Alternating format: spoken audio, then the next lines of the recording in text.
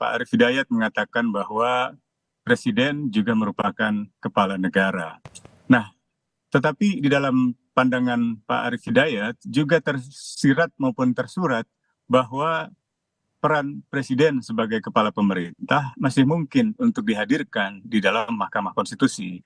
Nah, barangkali pada titik itulah Mahkamah Konstitusi bisa memanggil presiden untuk dihadirkan dan dimintai keterangan terkait dengan kebijakan presiden sebagai kepala pemerintah di dalam kaitan dengan materi yang diperiksa di dalam sidang PHPU Mahkamah Konstitusi. Dalam hal ini tentu kalau kita merujuk pada Undang-Undang Dasar Negara Republik Indonesia misalnya pasal 17 di sana ditegaskan bahwa presiden misalnya bekerja dibantu dengan para menteri juga bertanggung jawab kepada presiden dan seterusnya. Jadi apa yang dijelaskan hari ini misalnya oleh keempat menteri tentu tidak tanpa sepengetahuan dari presiden. Dan untuk mengetahui lebih jauh apa pertimbangan presiden di dalam misalnya mengarahkan para menteri dalam konteks materi perkara, yaitu apa yang disebut Pak Arief Hidayat sebagai cawe-cawe presiden di dalam proses penyelenggaraan pemilu, menjadi sangat lebih lengkap lagi seandainya presiden dihadirkan, terutama sebagai kepala pemerintah. Tapi kalau kemudian dihadirkan hari ini dan Anda mencermati proses sidang yang berlangsung tadi, pernyataannya sudah cukup kuat tidak untuk memenuhi ataupun juga menggali keterangan yang didalilkan oleh para pemohon? Saya kira kalau dari pandangan Pak Arief Hidayat tadi sudah jelas bahwa para hakim setidaknya diwakili oleh Arief Hidayat meyakini memang ada cawe-cawe dari presiden.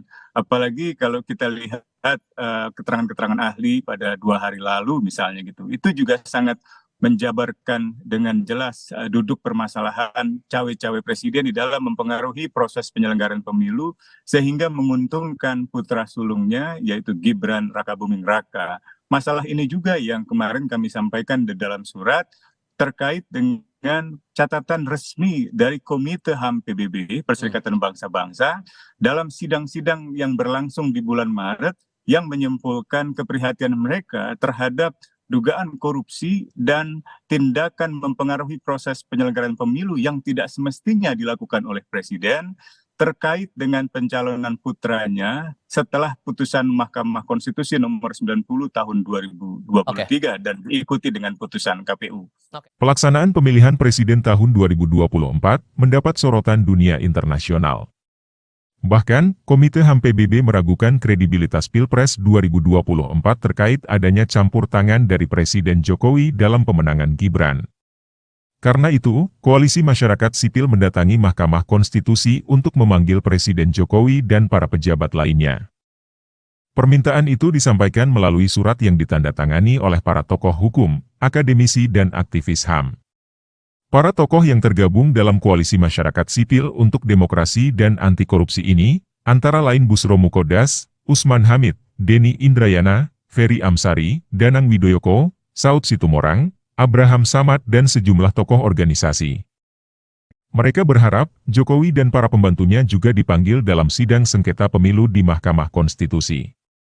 Para pembantu Jokowi yang perlu dipanggil antara lain Menteri Sekretaris Negara Pratikno, Menteri Agama Yakut Kholil Qomas, Menteri Dalam Negeri Tito Karnavian, Menteri Pertahanan Prabowo Subianto, Jaksa Agung Sanitiar Burhanuddin, Kapolri Jenderal Listio Sigit Prabowo, Panglima TNI Agus Subianto, hingga Kepala BIN Budi Gunawan. Sorotan terhadap peran presiden di dalam mempengaruhi proses penyelenggaraan pemilu juga kami tuangkan di dalam surat ini telah mendapat perhatian dari Komite HAM Perserikatan Bangsa-Bangsa.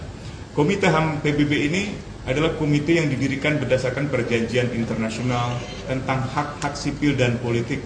Komite ini bertugas untuk mengawasi pelaksanaan governance hak sipil dan politik yang dilakukan oleh setiap negara yang meratifikasinya. Dan komite ini bukan berisi para diplomat seperti misalnya di Dewan HAM, yang kerap kali kalau diplomat mewakili negara terjebak ke dalam selective bias atau bias selektif dan juga mentalitas blok antara negara Asia, Afrika, dan seterusnya. Tetapi komite HAM ini adalah komite yang terdiri dari para ahli yang sangat independen, dipilih secara demokratis oleh banyak negara, dan memiliki mandat yang sangat independen, Sehingga pertanyaan-pertanyaan mereka kepada diplomat Indonesia tentang laporan bahwa presiden telah mempengaruhi proses penyelenggaraan pemilu secara tidak semestinya, bahkan mereka menggunakan istilah korupsi dan pengaruh yang tidak semestinya dilakukan oleh seorang presiden dalam meloloskan putranya sendiri untuk bisa menduduki jabatan puncak. Jadi ini adalah perhatian internasional yang sangat serius, karena untuk pertama kalinya selama masa reformasi, pemilu Indonesia diragukan integritasnya, diragukan kredibilitasnya oleh masyarakat dunia, dan tidak main-main, ini oleh Perserikatan Bangsa-Bangsa, khususnya Komite HAM PBB.